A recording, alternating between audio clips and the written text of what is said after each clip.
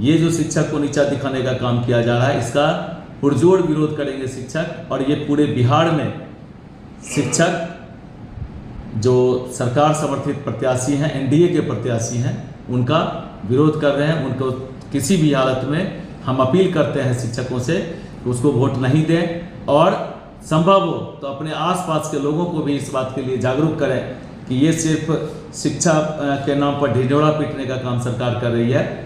लोकसभा चुनाव का चुनावी मौसम है और इस मौसम में सभी पार्टी के लिए एक एक वोट मायने रखता है, और इस एक एक वोट के लिए तमाम पार्टी जो बिहार और हिंदुस्तान के हैं लगातार कैंप कर रहे हैं। बड़े बड़े नेता बिहार में आकर वोट मांग रहे हैं, और ऐसे में शिक्षकों का जो वोट है अब वो सीधे एनडीए प्रत्याशी के विरोध में जा रहा है।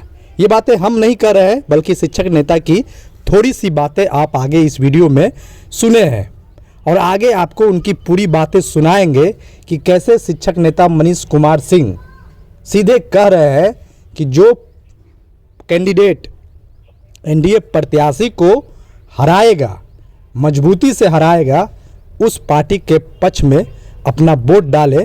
शिक्षक और शिक्षक परिवार वोट डालेंगे, और जो नहीं हराएंगे उनके पक्ष में वोट नहीं डालेंगे। मतलब एनडीए प्रत्याशी के विरोध में शिक्षक, शिक्षक परिवार और शिक्षक प्रेमी करने जा रहे हैं, और इसको लेकर शिक्षक नेता और जो आम शिक्षक है लगातार विरोध कर रहे हैं। कारण क्या है? तस्वीरें आपके सामने हैं। शिक्षकों के साथ लगातार शोषण हो रहा है, शिक्षकों के साथ लगातार जो दिक्कतें हो रही है उसका खामियाजा अब वो वोट के चोट से वर्तमान सरकार को देना चाहते हैं। तो ऐसे में आगे आप शिक्षक नेता मनीष कुमार सिंह के अपील को सुने, उनकी पूरी बातों को सुने, और चैनल पर यदि आप पहली बार आए हैं तो चैनल को सब्सक्राइब कर बेल आइकन दबाएं। तो सुनिए शिक्षक नेता इस चुनावी साल के चुनावी मौसम में क्या कुछ शिक्षकों से कह रहे हैं, शिक्षक परिवारों से कह रहे हैं, किन्हें वोट देना है, किन्हें वोट नहीं देना है, उनकी ही जुबानी आप बातें सुने। शिक्षक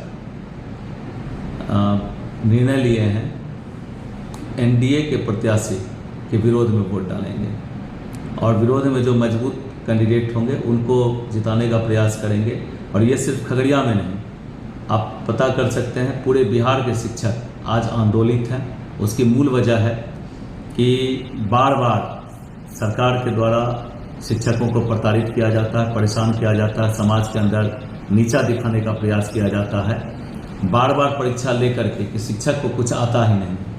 मैं बता दूं, अभी तक में कम से कम 4 बार अलग अलग तरीका का परीक्षा लिया गया है, सिर्फ ये बोल करके कि शिक्षक योग्य नहीं है। योग्य नहीं है तो अभी तक में लाखों बच्चे आप एक तरफ ढिंढोरा पीटते हैं कि 40% के साक्षरता दर को बढ़ा करके आप 80-90 तक पहुंचाया गया है। वो कौन किए हैं? कोई शिक्षा विभाग के अधिकारी किए हैं कि मंत्रिमंडल के लोग किए हैं? कौन किए हैं? शिक्षक ही किए हैं। और उन शिक्षकों की जो 20 वर्षों से चिर परिचित मांग है, लंबित मांग है, वो है कि बिना शर्त राजकर्मी का दर्जा दिया जाए। राजकर्मी का दर्जा के साथ साथ तमाम तरह की सुविधाएं जो राजकर्मी को दी जाती है वो भी दिया जाए।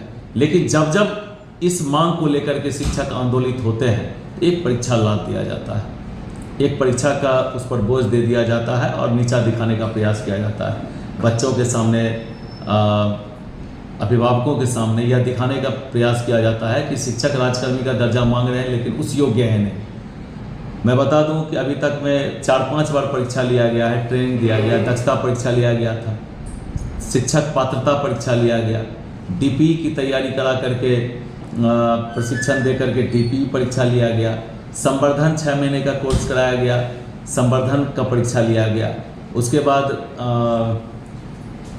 2 वर्षीय ट्रेनिंग करा करके ट्रेनिंग का परीक्षा लिया गया। अब आकर के सक्षमता का परीक्षा लेने की बात की जा रही है। तो सक्षमता का मतलब क्या हुआ कि शिक्षक अक्षम है, पहले दक्ष नहीं थे तो दक्षता परीक्षा लिया गया, अब सक्षम नहीं है तो सक्षमता परीक्षा लिया जाएगा।